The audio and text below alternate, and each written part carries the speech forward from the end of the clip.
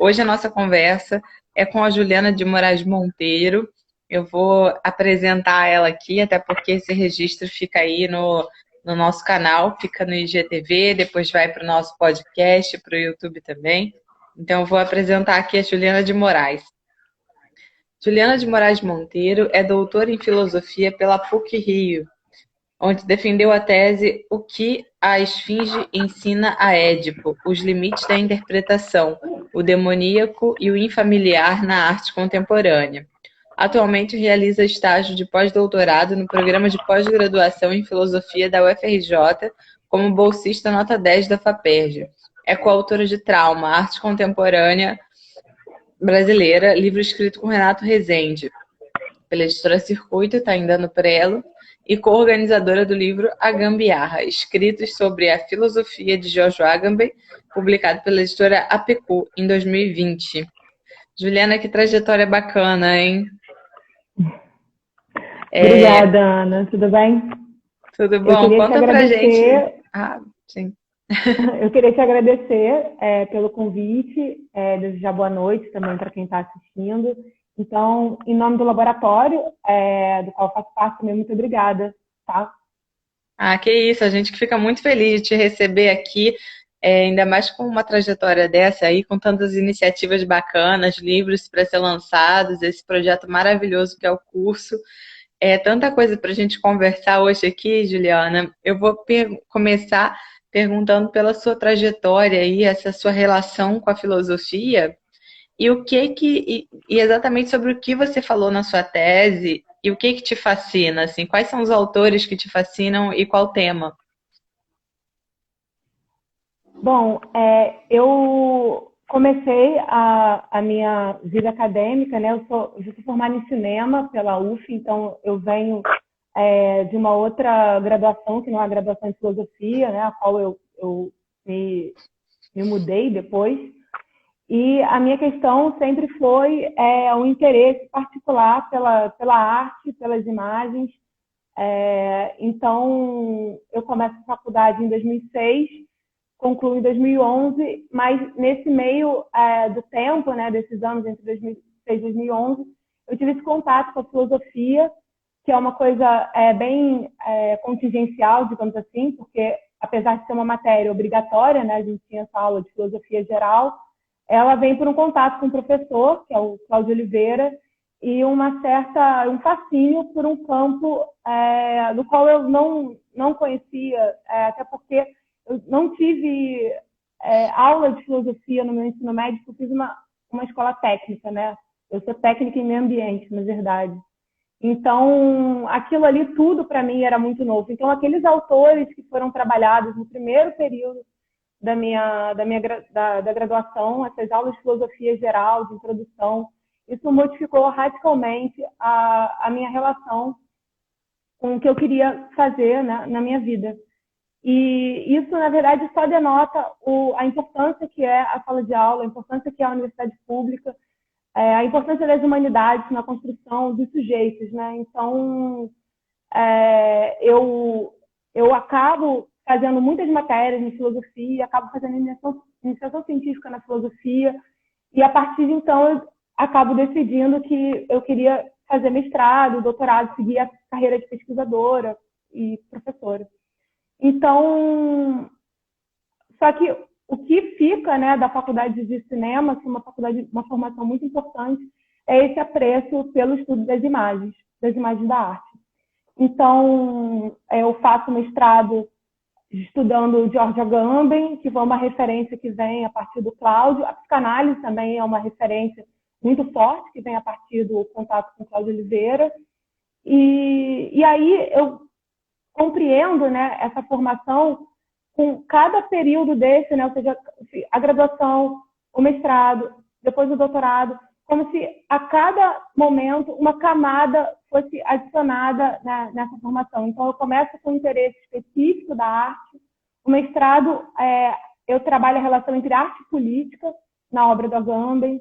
E o doutorado, eu fico entre a arte, a filosofia e a psicanálise. Não, e aí vem um peso maior, né, uma certa maturidade para tratar, porque eu também não tenho uma formação, né, dentro de escola de psicanálise, então é um estudo com professores, com aulas, mas uma formação dentro da filosofia. E aí, no doutorado, eu faço uma tese sob a orientação do professor Luiz Camilo Osório, da PUC, e o Cláudio é meu orientador, né? Ele me acompanha toda essa trajetória de pesquisa. E aí o tema vai se desenvolver a partir de uma questão de um livro, do segundo livro da Agamben, que é um livro chamado Instâncias, a palavra e o fantasma na cultura ocidental, e no qual a Agamben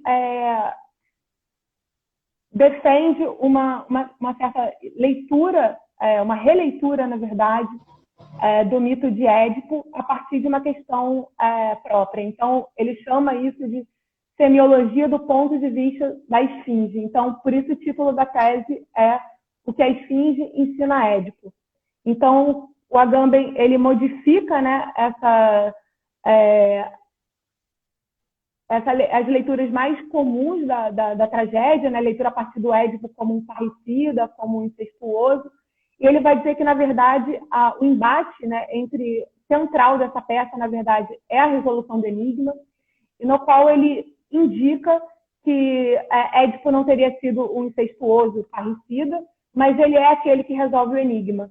Mas isso, na verdade, não coloca Édipo numa posição de superioridade. Ao contrário, o Agamben vai marcar justamente que essa resolução, ou seja, que essa tirania, que ele vai chamar de uma tirania do sentido, né? Ou seja, isso que você obriga a linguagem a significar alguma coisa, ele vai dizer que justamente esse é o problema, isso que condena Édipo ao fim trágico. Então, ou seja, na leitura de Agamben, se a gente elimina o enigma da nossa vida, isso também nos conduz a um fim trágico. E aí eu pego essa leitura e vou analisar o campo da arte, da estética, sobretudo da arte contemporânea, né, que é, na verdade, o grande interesse que eu venho trabalhando desde a graduação. Como foi dito, né, na defesa da tese, é o trauma que me afligiu, ou seja, esse encontro traumático no sentido de que há um ponto incontornável em torno do qual a gente não consegue mais ultrapassar, senão fazendo uma escrita, ou falando sobre isso, mesmo que essa fala seja sobre a impossibilidade de falar sobre alguma coisa, ou seja, esse ponto insimbolizável, inapreensível, como a psicanálise vai colocar a questão do trauma. Então, Juliana, eu faço... deixa eu te fazer uma pergunta dentro disso tudo que você está falando também. Você falou que fez cinema, você estuda a imagem também, a partir de toda essa reflexão de Agamben. Primeiro eu queria te perguntar se você entra na arte contemporânea pelo Panofsky, pelo Warburg, se tem alguma teoria que você analisa mesmo imagem, que imagem é essa que você se interessa, inclusive na arte contemporânea, né? Quais são os artistas que te inspiram? E eu vou te perguntar direto já sobre o trauma, né? O livro que você está fazendo com o Renato Rezende, que acho que tudo isso tem um pouco a ver. E depois eu te pergunto aí sobre o tópico da sua aula que você vai dar no curso, que já é um tema que mexe com a psicanálise, mas que está vinculado a Lélia Gonzalez, né? Então, primeiro eu vou te fazer essa pergunta agora sobre a arte contemporânea. Quem são os autores, assim, se você realmente analisa a imagem, e quem que te inspira? Quem são os artistas que você gosta na arte contemporânea? É interessante você tocar no nome do Warburg, né? Porque o Warburg é uma referência para Agamben, né? O Agamben trabalhou no Instituto Warburg. Ele tem um livro chamado Ninfas, né? Sobre Warburg. Mas a minha referência primordial de análise do campo das imagens, na verdade, é o George Gilberman. Que não por acaso ele vai fazer todo o trabalho de recuperar o Warburg como um historiador fundamental, mais contemporâneo do que os próprios contemporâneos no sentido de atuais, né? Ou seja, essa figura que vai colocar a história da arte a partir não de uma história da totalidade, do arquivo monumental sem falhas, mas muito pelo contrário, uma história cheia de fissuras, construída a partir de intervalos, de falhas, e aí uma grande montagem histórica, né, onde tudo vai se encadeando, ou seja, Warburg tem todo um pensamento desenvolvido a partir do contato com os indígenas do Novo México, enfim, é um historiador europeu, mas com uma modificação do olhar em relação aos objetos históricos. Então, o Didi Uberman, na verdade, é a minha referência, né, meu eixo de análise principal. E o pós-doutorado, né, que eu faço sob a supervisão da professora Carla Rodrigues, ela é diretamente uma pesquisa relacionada com o livro do Didi Uberman chamado Imagens Apesar de Tudo, no qual o Didi Uberman você pergunta, né, que imagem é essa, né, qual o seu conceito de imagem? E o Didi Uberman vai fazer esse livro a partir de 4 imagens que são achadas, ou seja, são as únicas imagens que provariam o extermínio dos judeus nos campos de concentração. Então, são imagens produzidas dentro do campo, são 4 imagens, elas hoje estão no Museu de Auschwitz-Birkenau, e essas 4 imagens, na verdade, mostram, né, a primeira e o Didi Uberman conta toda essa história, né, ele vai dizer que houve uma operação estratégica no verão de 42 para que essas imagens fossem produzidas, né? Então, ou seja, dentro de um lugar que virou o paradigma da dessubjetivação do sujeito, há ainda um gesto de produzir uma imagem. E essa imagem vai vir a dar testemunho desse evento de violência, né? Então, há uma operação no campo de concentração de Auschwitz e essa operação envolve uma série de coisas, mas a questão que a primeira imagem que nós vemos, né, ela é tirada de dentro de uma câmara de gás. Então, ou seja, um judeu do campo dentro de uma câmara de gás fotografando, e nós vemos, né, a moldura, né, a imagem moldurada pela câmera. E você vê, né, ao longe o registro dos corpos empilhados nas valas comuns. Foi aí, curioso. Sim, prossegue, Juliana. Eu ia comentar aqui que foi curioso que na segunda-feira eu conversei com o Renato Rezende e foi uma conversa muito divertida, né? Eu perguntei para ele sobre inspirações para o livro. Ele citou muitas mulheres, né, para o livro Trauma. Ele citou que tinha essa sua influência grande, mas que do Didi Uberman ele não gostava muito, que foi uma insistência sua para entrar mais a teoria do Didi Uberman no trauma, né? Isso é verdade. Eu lembro de uma conversa com o Renato, e aí ele falou assim, você vai insistir com esse branco europeu aqui no livro? E aí eu falei que eu ia insistir, porque, tem sua relevância. Para mim, muito importante, que é essa ideia de da imagem como isso que não é domesticável, né? Então, ou seja, você tem aí uma operação de produção de imagens na qual você produz uma imagem dentro de uma câmara de gás, aí existe o risco, que é o risco do fotógrafo, em toda aquela operação super arriscada, que ele se aproxima ainda mais para fotografar, né, para se aproximar dos corpos empilhados, né, ao longe.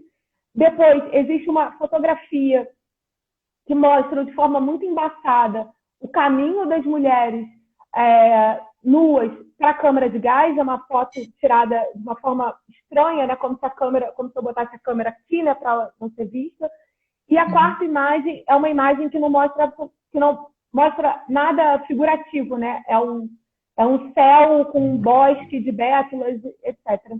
E aí o Didi Uberman vai discutir, porque nessas 4 imagens ele privilegia justamente essa última imagem, então a imagem que não mostra nada, quando na verdade alguns historiadores, né, com essa força, com essa perspectiva de que há um documento que precisa mostrar algo de forma total, queriam descartar essa imagem. E aí o Didi Uberman vai dizer, não, mas essa é a imagem mais importante, porque é ela que mostra o risco último desse sujeito para realizar essa operação. E essa imagem que, teoricamente, a gente não vê nada, é uma imagem que, para o Lieberman, ele vai chamar de imagem não toda. E aí é que eu pego esse gancho com a psicanálise, porque vem justamente a partir de uma formulação do Lacan no Seminário 20, a ideia justamente de a mulher é não toda. Então, essa frase extremamente polêmica, né, muitas vezes não lida dentro da teoria lacaniana das fórmulas de sexuação. E aí eu vou tentar articular essa ideia de que essa imagem não toda é uma imagem do feminino. Né? Então, é um pouco essa relação entre imagem, psicanálise e arte. Aí eu vou pensar isso a partir do campo contemporâneo da arte. E esse livro do Renato foi um prazer, né, fazer esse trabalho com ele. Na verdade, a gente ainda está nos ajustes finais, sobretudo detalhes mais formais, né, porque o texto já tá pronto. E então essa questão de que há uma falha, né, por isso que há alguma coisa não toda, porque há uma disjunção, isso me interessa para pensar a questão do trauma. E sobre os artistas que você vai trabalhar na arte contemporânea, o que te interessa? Quais são? Qual seria esse recorte? O recorte que eu usei, que vem da tese, são artistas geralmente que produziram depois da década de 80. Então, são artistas que estão vivos, trabalhando, né, em sua maioria. E na tese, quase o grupo todo de artistas eram artistas brasileiros. Então, uma artista que eu admiro muito na arte contemporânea brasileira é a Laura Lima, né? Não por acaso. A gente já se encontrou quando eu fui de penetra na entrevista. Nós estivemos juntas no ateliê da Laura Lima para um projeto e a Juliana acompanhou a gente, foi muito interessante, uma artista brilhante, a Laura Lima. Eu sou apaixonada pelo trabalho dela. E a formação dela é em filosofia, né? Isso que eu acho curioso, como essas redes que não são óbvias e evidentes, né, acabam às vezes se encontrando, né? Por que eu vou me interessar justamente para estudar um trabalho de uma pessoa que, por algum acaso, fez formação em filosofia?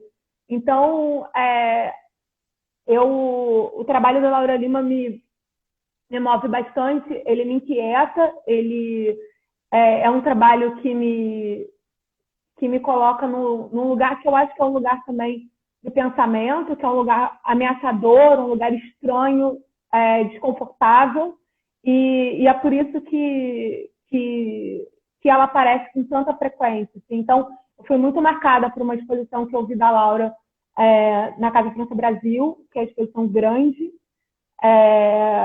Eu falei muito da obra Escolha dela na minha dissertação, já na dissertação. Foi um impacto enorme. Ter entrevistado a Laura, para mim, foi muito importante, porque ela participou do filme, né, que eu fiz com o Renato Rezende, o Roberto Correia dos Santos, o Cláudio. Era uma equipe pequena fazendo esse documentário sobre artistas contemporâneos brasileiros. E bom, eu estou muito mais interessada hoje na arte que está sendo produzida no Brasil. Então, eu destaco o trabalho enorme da Rosana Paulino, que é uma artista fundamental para entender os efeitos perversos da escravidão no Brasil. Assim, o trabalho dela é extremamente sofisticado, então eu estou muito interessada. No livro com o Renato, eu também falei um pouco da Aline Mota, que também é uma artista que também debate a questão racial brasileira. Eu acho fundamental também. Tem um trabalho incrível chamado Filha Natural, que foi o qual eu me debrucei. Virgínia de Medeiros, para compreender questões de gênero, outra artista baiana fabulosa. A gente também entrevistou a Virgínia no nosso livro.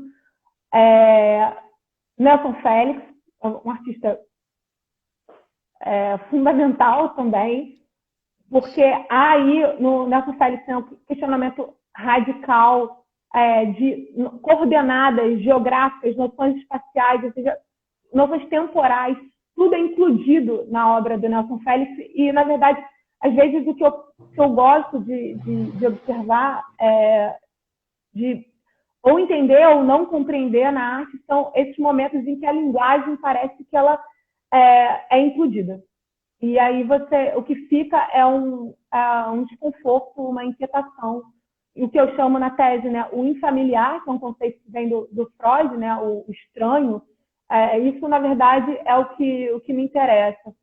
Então, por exemplo, pegando o caso da Rosana Paulino, né, que é uma artista que eu admiro muito, quando ela faz Bastidores, que é um conjunto de obras no qual isso que esse objeto, né, que as pessoas usam para esticar a tela e bordar e costurar, e ela transforma esse objeto, na verdade, ela imprime fotografias de mulheres negras e ela faz uma costura grosseira, que ela chama de sutura, em cima da boca e dos olhos, tapando a boca ou vendando os olhos dessas mulheres silenciadas historicamente. Isso é absolutamente como esse objeto doméstico, prosaico, essa figura da mulher que borda, revira do avesso, né? Então, são esse tipo de incisão na linguagem, né, que modifica completamente o território do reconhecimento, da familiaridade, que me impacta mais na arte contemporânea, né? Então, eu citei alguns, poderia citar Paulo Nazaré, um artista que eu gosto bastante, o coletivo Grupo Empresa, de Goiânia, é um coletivo de performances radicais, né? Então, eu também, na entrevista que a gente fez com eles para o filme, a gente entrevistou na exposição da Marina Abramovic, porque ela escolheu, né, o Grupo Empresa para trabalhar com ela na exposição lá em São Paulo. E aí eu falei para eles que eles perguntaram, mas por que você não vem no Serão Performático? E aí eu falei, não, porque eu tenho muito medo de vocês. E aí é justamente a arte colocando a gente num lugar completamente do risco, né? Então, e aí não por acaso essa questão do trauma também é muito importante para o coletivo, né? Eles têm uma obra que eles botaram no mar, que eles escrevem a frase, tente apagar um trauma, e foi a partir, na verdade, dessa conversa que surgiu a ideia do Renato me chamar para a gente escrever alguma coisa com relação a esse tema, que era uma hipótese do Renato, e eu concordo muito com ele, então a gente afinou justamente nesse ponto, que a ideia de um Brasil, né? Ou seja, o Pedrosa vai dizer que nós estamos condenados a ser um país do futuro, né? Ou seja, isso é uma impossibilidade de resolver essa questão do que seria uma identidade nacional, né? E aí o Renato faz uso dessa ideia de alguma coisa que é um cristal se espatifando no chão, ou seja, o cristal, quando ele se espatifa, ele rompe justamente nas suas linhas de fratura, nas suas linhas de clivagem, ou seja, o todo é fictício, na verdade, isso já está fraturado. E aí o que a gente gostaria de pensar era qual é essa arte que corajosamente enfrenta a ideia de que há uma fratura total. Ou seja, o apelo do momento a significantes como nação, Brasil, ou seja, o tudo, todo, são significantes que dão uma ideia de que há alguma coisa de integridade, quando, na verdade, nós somos um país colonizado, formado na formação social em cima de genocídio indígena, em cima da escravidão, em cima do estupro das mulheres. Então, não existe essa possibilidade de integração a um todo, né? Isso já está fraturado. Então, nos interessa pensar que arte é essa que vai lidar corajosamente com essa ideia de que não há possibilidade nenhuma de se restaurar nada, porque isso nunca foi inteiro, né? Então, esse que é o ponto principal do livro. Eu acho muito interessante nessa sua fala que você já começou aí falando sobre a importância das humanidades, né, das ciências humanas serem estudadas. Também o de Dilberman, que vai colocar aí o humano, demasiadamente humano, e a Laura Lima, que ela vai num sobre-humano, né, quando ela vai trabalhar com animais. Eu acho que por toda essa sua fala aí, seu interesse tem o ser humano muito forte, né, é muito interessante esse seu olhar. Teve até alguém aqui comentando, deixa eu ver aqui nos comentários, Ricardo Guilherme Music comentou, eu conheci Lélia Gonzalez no começo dos anos 80. Eu vou aproveitar aqui essa deixa do Ricardo para a gente entrar no tema do seu curso, que acho que já fizemos aí um preâmbulo sobre toda essa sua bagagem, né? Tudo isso que vem construir essa base. E o título do seu curso está aqui, que é Lélia Gonzalez, leitora de Freud e Lacan, a psicanálise como uma ética antirracista. Conta um pouco para a gente, Juliana, sobre do que se trata esse curso, como que ele vai ser organizado, né, durante essas aulas, quantas aulas são e como que ele vai ser organizado. Então, esse curso a gente organiza, foi uma iniciativa do Laboratório Filosofia do Tempo do Agora, da UFRJ, da qual eu faço parte. Não, então, esse laboratório tem sob a coordenação da Carla Rodrigues e do Cláudio Oliveira. Né? A Dani e a Isabela falaram, tá? Vou só repetir um pouco, que elas já deram toda a estrutura, né, da nossa proposta. Foi uma iniciativa coletiva do laboratório que foi inspirada num curso chamado As Pensadoras da Universidade, que uma professora da Universidade do Amazonas propôs. E aí ela propôs esse curso As Pensadoras e a renda seria revertida para uma comunidade de mulheres indígenas. E aí a gente se inspirou nessa ideia, na verdade a gente copiou, né? O que é bom a gente copia, sem problema algum. E então a gente começou a pensar, né, que como o nosso laboratório se chama Filosofia do Tempo do Agora, seria interessante um curso sobre ética e filosofia política. E aí a gente começou a fazer a montagem, né? Então a gente convocou, né, os pesquisadores do laboratório para darem aula, em sua maioria são pessoas que acabaram o doutorado e estão sem emprego, isso por conta da pandemia. Acirra muito mais a angústia, né? Porque você termina um doutorado, você faz um trabalho de fôlego, e aí você vê de repente com as universidades fechadas, sem possibilidade de fazer concurso, os processos seletivos, né, suspensos. Então, e isso é um problema, né, muito sério do nosso país, porque a gente acaba uma formação e a gente fica um pouco no limbo, né? Então, assim, você termina, você faz um trabalho consistente, você cumpre todas as demandas que envolvem o trabalho de pesquisa, você dá aula, você faz trabalho, apresenta trabalho, você escreve artigo, escreve uma tese, e aí você depois se vê completamente desamparado.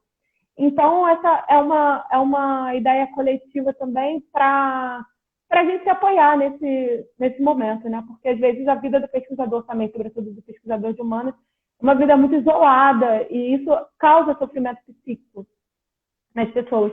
Então, é uma forma da gente se organizar em rede e acho que dizer um para o outro, olha, você não está sozinho, estamos aqui, vamos fazer alguma coisa juntos. E a Carla nos ajuda muito nesse aspecto, porque ela faz essa rede se movimentar, né? Então, a gente começou a organizar esse curso, né? Cada um escolheu o autor que gostaria de trabalhar, né? A partir de um tema que seria do agora, né? Então, eu não sei se eu consigo listar todo mundo, mas a gente já teve a Dani falando aqui que ela vai dar um curso sobre Silvia Federici e o trabalho doméstico. A Isabela vai dar uma aula sobre crítica da violência, do Benjamin, com um texto fundamental para pensar o mundo contemporâneo, ou seja, essa ideia entre violência e poder, né? Para quem quiser ouvir a entrevista que a gente fez com a Isabela Pinho e com a Daniele Magalhães, elas estão disponíveis aqui no IGTV. quem estiver ouvindo aí se interessar por algum desses temas. O programa do curso está também no nosso mosaico lá do Instagram, então dá para ver como se inscrever, tem link lá também, e também tem as entrevistas que ficam registradas, como essa aqui vai ficar registrada também. Eu super recomendo ouvir a Isabela e a Daniele falando dessas pesquisas também. E então cada um, são 11 aulas, a gente teve a ideia de convidar o professor Paulo Arantes, e ele gentilmente aceitou, então a gente vai ter a conferência do professor Paulo Arantes, chamada Um Mundo Coberto de Alvos.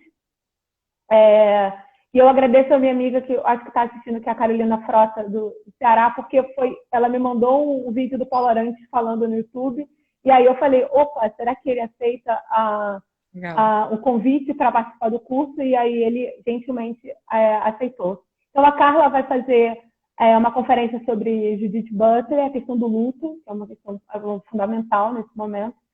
E aí no final vem Rancière, Zizek, Foucault com Bembê, falando de biopolítica, necropolítica, a Viviane Bosson, que vai dar esse curso. Então, a gente, na verdade, montou uma programação, e aí teve a parceria tem o Agamben, e a Carla está avisando ali no comentário. Estou olhando aqui também o Derrida também, né, pelo Guilherme Cadaval. Cadaval vai dar o Derrida, e eu acho que foi todo mundo. Não sei se acho que foi todo mundo. De ninguém. O Agamben, que é um autor que é o Pedro Oliveira, que vai lançar um livro sobre Agamben esse ano, pela editora Pecu, que é a tese dele. Então, como você pode ver, são pessoas altamente qualificadas, né? E que nesse momento estão nesse limbo, né?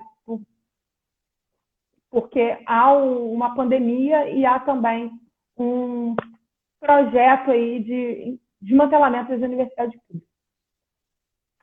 E nós montamos o curso, fizemos essa parceria com o projeto Rede da Maré, as meninas comentaram aqui nas outras 2 lives. Esse projeto, quem mediou a nossa conversa foi a Maíra, e a gente escolhe, né? A Maré não é à toa, na verdade, é uma homenagem a Marielle Franco, e uma das linhas do laboratório trabalha a questão do luto, tomando o luto por Marielle como um luto paradigmático, e acompanha, né, as manifestações de luto público desde o assassinato da Marielle. Então, a gente queria fazer uma parceria nesse sentido, e a gente entrou com o projeto Maré de Sabores, que é vinculado à Casa de Mulheres da Maré, né, esse equipamento. E esse projeto, ele trabalha capacitando mulheres para cozinharem. Existem outras mulheres que estão costurando máscaras, né? Então faz parte de uma campanha chamada Maré de Não ao Coronavírus, embora esse projeto seja anterior, ele é de 2010. E eles servem 300 refeições diárias à população em situação de vulnerabilidade social, da gastronomia.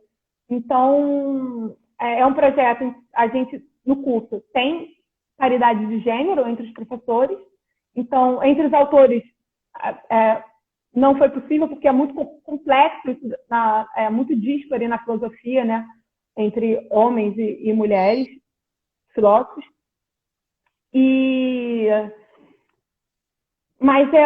aí a gente fica feliz de apoiar um lugar chamado Casa das Mulheres também, porque tem toda uma questão de gênero, já que enfim, faz parte da trajetória da Carla, e enfim, o laboratório tem isso como uma questão fundamental. Então, a gente vai reverter, né, parte da renda para esse projeto. Uma parte da renda vai para o Centro Acadêmico de Filosofia, né, o Fundo de Solidariedade do Centro Acadêmico, e outra parte remunera os professores. Sim, e o curso começa na próxima semana, não é? Como é que é a inscrição? Fala um pouco também para quem está assistindo esse processo de... É só se inscrever, o curso é todo online, certo? Certo. Então, a gente tem um site, né, do laboratório, chamado, o site é www.tempodoagora.org. E, aliás, quem quiser conhecer o projeto da Maré, é importante falar, redesdamaré.org. E não tem só a Maré dos Sabores lá, tem uma série de projetos. E é incrível, realmente. Eu quero te fazer uma pergunta. E o formulário está pode no começar. site. Sim. Eu quero te fazer uma pergunta bem atual, na verdade, né? Que hoje a gente teve uma polêmica muito grande pelo jovem negro assassinato nos Estados Unidos, onde a população respondeu com incêndios na cidade. Eu queria te perguntar, você mencionou o luto da Marielle, essa situação do trauma. Eu queria te perguntar como que você vê esse luto hoje no Brasil, com tudo que a gente está vivendo, e principalmente a questão do trauma, já que é um tema que é tão interessante, né? Que você está fazendo esse livro agora sobre isso, como isso é retratado na arte. Você acha que a arte consegue, de alguma forma, canalizar tudo isso que a gente sente, ou que esse luto ele precisa ser vivido socialmente? Quantas memórias a gente vai precisar sentir, né? Assim, a perda. Quantas coisas a gente vai precisar sentir até que a gente consiga ter algum motivo para a superação do trauma? Assim, quanto tempo a gente vai ter que reviver isso tudo? O que você pensa sobre isso, em termos de psicanálise, em todos esses sentidos? Eu vou responder já um pouco pegando a Lélia Gonzalez, né? A Lélia vai marcar uma diferença na obra dela, que ela diz que enquanto alguns países que foram colonizados, eles viveram um tipo de racismo, né? O racismo que forma essa sociedade é um racismo aberto, outros é um racismo que ela chama de disfarçado, ou melhor, racismo por denegação. Eu falo um pouco sobre isso mais à frente. Os Estados Unidos viveram uma institucionalização a partir de leis de segregação racial. Né? Então, que isso continue acontecendo, ou seja, o George Floyd foi morto, né, com o joelho e dizendo I can't breathe, né, eu não posso respirar, e que a população reage, né, que a população de Minnesota reage dessa forma, isso, na verdade... Juliana, sua tela travou. Eu queria saber, para quem está assistindo aí a gente nesse momento tão interessante que a Juliana está falando, se vocês estão conseguindo ver ou ouvir a tela da Juliana. Porque para mim travou aqui. Que a Ana caiu? Voltou, Juliana, voltou, travou e voltou bem no momento que você estava começando a falar. Então, se puder voltar um pouquinho aí para a gente, ia ser ótimo. Não, eu tava marcando a diferença entre uma sociedade, por exemplo, como a americana, que vive um racismo aberto, né? Ou seja, lá existe uma segregação de bairros, existe uma... porque o racismo ele foi institucionalizado a partir de leis de segregação racial. No Brasil, a gente vive uma coisa completamente diferente, que é o mito da democracia racial. E que é a ideia de que a miscigenação foi um processo cordial que aconteceu na nossa formação histórica. E a Lélia vai marcar muito bem essa diferença. Juliana, desculpa te interromper, é que tem gente pedindo para você falar de novo. Eu acho que deve estar com algum delay. Quando você voltou a falar, as pessoas receberam agora. Então, eu vou te pedir, porque é tão interessante esse tema, para recomeçar, porque o pessoal tá pedindo. Tá. Alguém já botou o link do laboratório do formulário para fazer o curso. Enfim, fiquei meio confusa. Ótimo. Então, vou responder a sua pergunta pegando o caso do George Floyd, que enquanto algumas sociedades, né, institucionalizaram a segregação racial, né, como no caso da sociedade americana, ou como foi no caso da África do Sul, sociedades como a brasileira não operaram por segregação aberta, apartheid, etc. Então, a Lélia vai dizer que em alguns tipos de sociedade, o racismo ele é aberto, em outras sociedades, o racismo seria disfarçado, né? Como no nosso caso, que a gente tem o mito da democracia racial, ou a ideia que a miscigenação foi um processo de uma relação cordial entre os envolvidos, quando nós sabemos que não foi. Para a psicanálise, o trauma ele só pode ser tratado clinicamente a partir de que há um reconhecimento do trauma, né? Então, a nossa situação brasileira ela é um pouco complexa nesse sentido, porque aparentemente isso que a Lélia vai apostar, né, é que embora seja disfarçado, esses dois tipos de modos como a questão racial é tratada, eles vão chegar no mesmo ponto, eles vão se encontrar. Eles vão se encontrar através da violência, do extermínio, de que exista uma ideia de que os negros têm que ser subalternizados, têm que viver nas piores moradias, ocupar os piores cargos, etc. E isso essa violência que encontra tanto numa sociedade que tem um racismo aberto ou um racismo disfarçado, na verdade, o que acontece no caso do Brasil é que, aparentemente, a gente ainda não se reconhece como uma sociedade racista.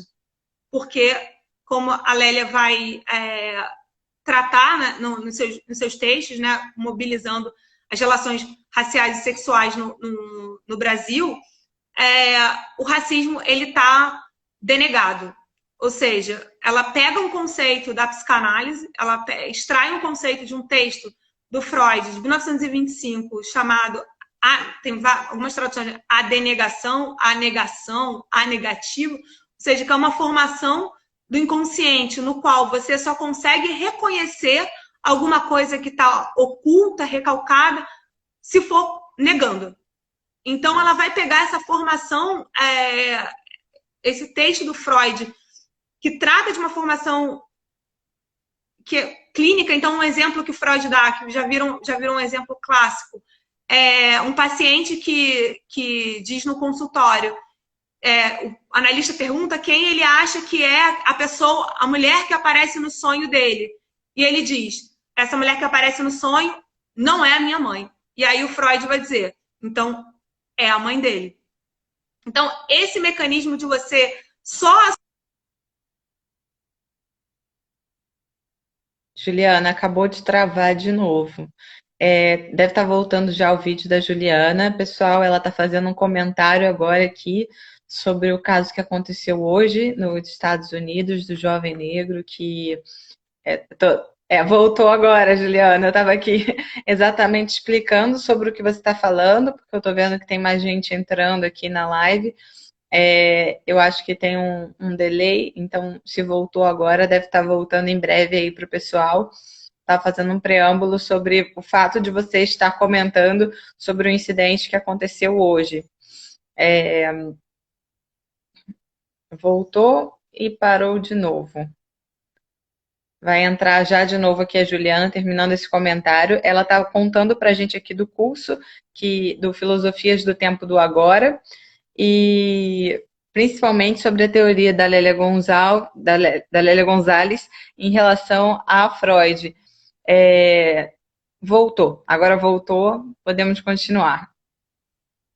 Então, ela vai dizer que isso que fica, né, esse conteúdo que fica denegado, ou seja, que você só consegue assumir a partir de uma negativa, e aí a Lélia, o pensamento dela é sofisticadíssimo. Então, o Freud escreve esse texto, né, que pode ser traduzido por a negativa também, mas a tradução que a gente tem mais conhecida é a negação, e aí e a Lélia modifica o significante e ela diz que ela fala da negativa, ou seja, nega como a negra, ou seja, como ela torce esse significado.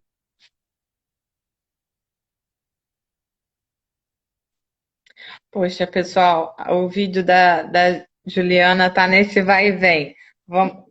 Vamos continuar aqui resistindo. O seu vídeo ele tá indo e voltando. O áudio ele funciona. Mas às vezes ele está travando também. Mas vamos continuar. Vamos lá, porque vale a pena. Então, no Brasil, a gente tem essa falta de reconhecimento de um processo que nos marcou e nos afeta até hoje. Ou seja, Lélia vai se inspirar não só em Freud e Lacan, mas ela vai ler muito bem o Frantz Fanon, né, psiquiatra e filósofo martinicano, para, na verdade, toda essa teoria de descolonização, né, de descolonização do inconsciente, ela herda de Fanon, mas ela vai trazendo elementos, né, da psicanálise freudiana e lacaniana para além de Fanon, e vai cruzar isso com uma série de coisas. Então, ela tem uma referência a um trabalho da Eliette Saffioti, que hoje é um trabalho clássico sobre a mulher na sociedade de classes. Ela vai pegar questões, por exemplo, das línguas de matriz africana, então, por exemplo, um conceito fundamental da Lélia Gonzalez é o português. Então, o português ela reivindicando essa marca africana no idioma, no português, né? No português que nós falamos. E ela vai torcer completamente essa internalização do sentimento de inferioridade por parte do colonizado. Ela vai revirar isso e vai dizer que, na verdade, o racismo na sociedade brasileira ele está denegado, ele está oculto, e ela convoca, na sua teoria, a que nós assumamos, como ela diz, né, assumir a própria castração. Isso em psicanálise nada mais é do que se introduzir na cadeia simbólica. É como se, enquanto sociedade, nós não estivéssemos ainda... a gente não tivesse introduzido esse significante negro na formação da sociedade brasileira. Então, ela vai dizer que o negro é o S1 da sociedade brasileira, ou seja, é isso que precisa ficar de fora para a cadeia simbólica funcionar.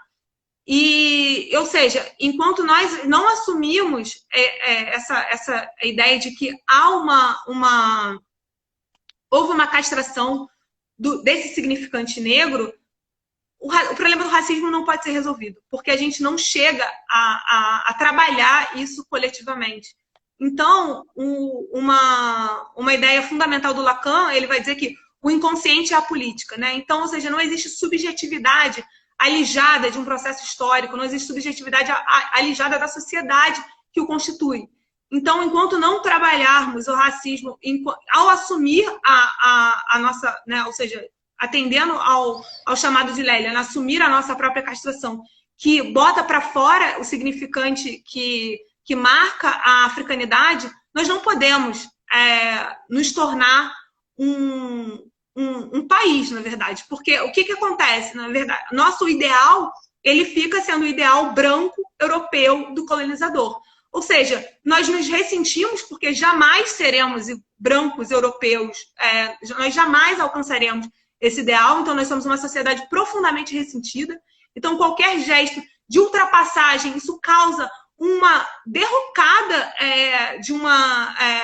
dessa tentativa, ou seja, nós vimos o que foi o sistema de cotas, os efeitos desse sistema, como se luta contra esse sistema, ou seja, como se luta para que os negros saiam do seu lugar, a própria Lélia fala, um lugar natural, né, como se fosse predestinado a serem empregadas domésticas, serviçais, ou seja, como sair desse lugar, ou seja, entrar na universidade, conseguir uma formação intelectual, isso acaba, todo o ressentimento da sociedade acaba aparecendo por aí, ou seja, é porque nós ainda não reconhecemos essa marca de que alguma coisa precisa, na verdade, entrar nessa cadeia simbólica, né? Então, ou seja, nós precisamos assumir, como ela diz, outro conceito dela, nossa amefricanidade. Ou seja, nós somos colonizados, nós somos um país formado culturalmente pelo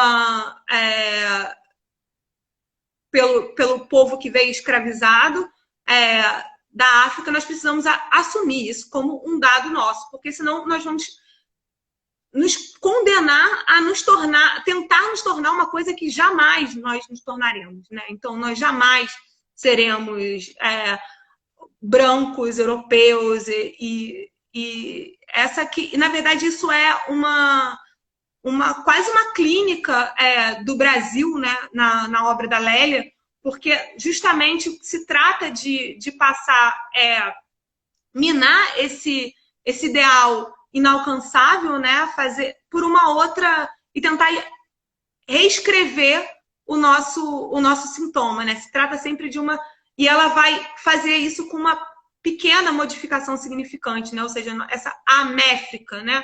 O português, ou seja, essas mínimas inserções que ela promove na materialidade significante das palavras, que, na verdade, revira completamente a lógica entre colonizador e colonizado. Então, um pensamento extremamente arrojado, antes, né, desse termo interseccionalidade pudesse surgir. E não por acaso uma filósofa como Angela Davis vem ao Brasil e fala em duas ocasiões, né, uma em São Paulo e outra no Rio. Eu não lembro qual ela falou isso. Em uma ela diz, leiam Lélia Gonzalez, e na outra ela fala, por que vocês... não sei se ela fala, por que vocês gostam tanto de mim? Eu sei, porque vocês estão interessados, vocês têm Lélia. Né? Então, eu descobri a Lélia Gonzalez no Instagram, para falar a verdade. Então, eu li essas palavras, português e a minha africanidade, e falei, nossa, mas isso, que coisa interessante, isso parece muito lacaniano. E aí, quando eu procurei os artigos, os textos, aí eu vi que a influência de Freud e Lacan, né, que é uma referência que me interessa muito, eu pensei, uau, então eu estou aqui com uma pensadora negra, brasileira, que questionou as relações de raça, gênero, classe no Brasil, e eu não conheço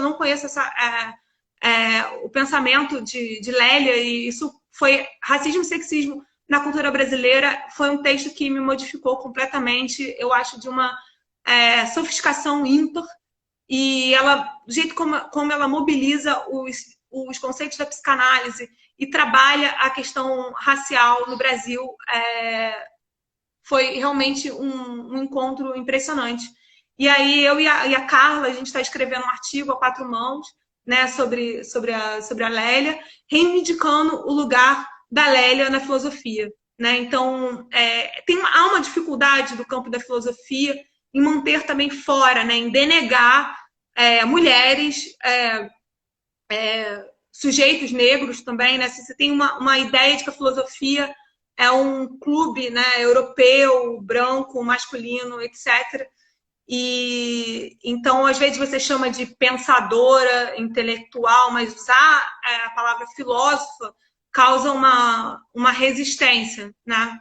Então, porque também existe na academia e na filosofia um exercício denegatório também do poder, né? Que denega sujeitos que não fazem.